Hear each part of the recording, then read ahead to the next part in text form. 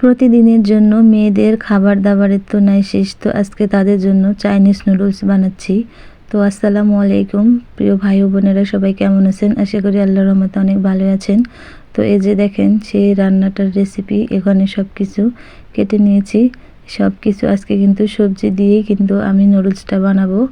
তো একদম চায়নাদের মতোই খাবার হচ্ছে, যাই হোক আর কি। তো রান্নাটায় আপনারা প্রথম থেকে শেষ অবধি দেখবেন। তো আপনারাও বাসায় ট্রাই করবেন, এরকমভাবে রান্না করে খেলে কিন্তু অনেকটাই মজা লাগবে। আর আপাতত আমার দুইটা যমজ মেয়ে, তাদের পুষ্টির জন্য আর কি আমি বেশি এরকমভাবে রান্না করে খাওয়াই। আর এই নুডলসটা কিন্তু আমার কাছে অনেকটাই ভালো লাগে।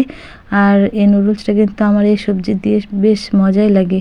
আমি প্রায় বাসায় এরকমভাবে বানিয়ে খাই, কারণ যতটাই বেশি আমি সবজি দিই না কেন, আমাকে না ততটাই টেস্ট বেশি লাগে। তো এখানে সবজি দিয়েছি পেঁয়াজ, ফুলকি, গাজর, আর হচ্ছে সিমের বিচি, ফুলকপি, পাতাকপি আর টমেটো। আর আমার কাছে কিন্তু এগুলো দিয়েই অনেকটাই মজা লাগে।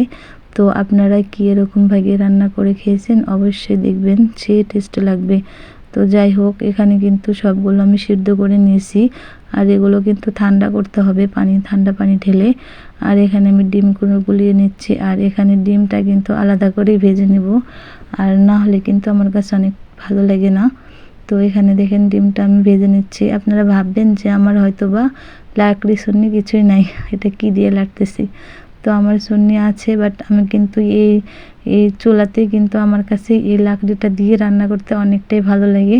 তাই দেখেন আমি কি দিয়ে এটা দিয়ে নাড়াচাড়া করছি। তো আপনাদেরকে দেখাচ্ছি আমার এই সুন্নিটা, কিন্তু আমার কাছে এটাই নাড়াচাড়া করতে অনেকটাই ভালো লাগে। তো আমার এগুলো যেন হয়ে গেছে। আর এখানে এখন আমি আলাদা করে আবার মশলা কষিয়ে নিব। আর এই মশলাটা যতটাই আমি ভাজবো কিন্তু ততটাই টেস্ট লাগবে। তো এখানে আমি এখন ভেজে নেওয়ার পরেই কিন্তু নুডলসটা দিব। আর এই শীতের সময় কিন্তু সবজি বেশিরভাগ পাওয়া যায়, কারণ শীত চলে গেলে কিন্তু সব রকমের সবজি পাওয়া যায় না। শহরে আপাতত সবসময় সবজি থাকে বলার তো তেমন কিছুই নাই। তো গ্রাম অঞ্চলেও এখন 12 মাসে সবজি তৈরি করা হচ্ছে। তো সবজি থাকলে সেরকম দামও বেড়ে যায়। সবজি দিয়ে কিন্তু সবজি খিচড়ি বলেন, আর সবজি দিয়ে পাতলা খিচড়ি বলেন। আর এই সবসময় শীতের সময় সবজি খাইতেই মজাই লাগে। তো যাই হোক, আমার দেখেন কথা বলতে বলতে রান্নাটা প্রায় হয়ে আসছে। আর এখানে কিন্তু আমি সস দিচ্ছি না, সসটা কিন্তু আমার শেষ হয়ে গেছে। তো আপনাদেরকে দেখাইতে পারলাম না, কিন্তু এখানে সয়া সসটা দিলে অনেক টেস্ট লাগতো। তো যাই হোক, হয়ে গেছে রান্নাটা। আর আমার অনেকটাই এখন ঘুম পাচ্ছে, আমি তেমন কথা বলতে পারলাম না। তো সবাই ভালো থাকবেন, সুস্থ থাকবেন।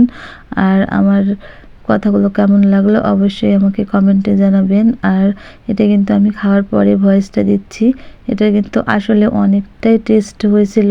তো সবাই ভালো থাকেন, সুস্থ থাকেন, আল্লাহ হাফেজ।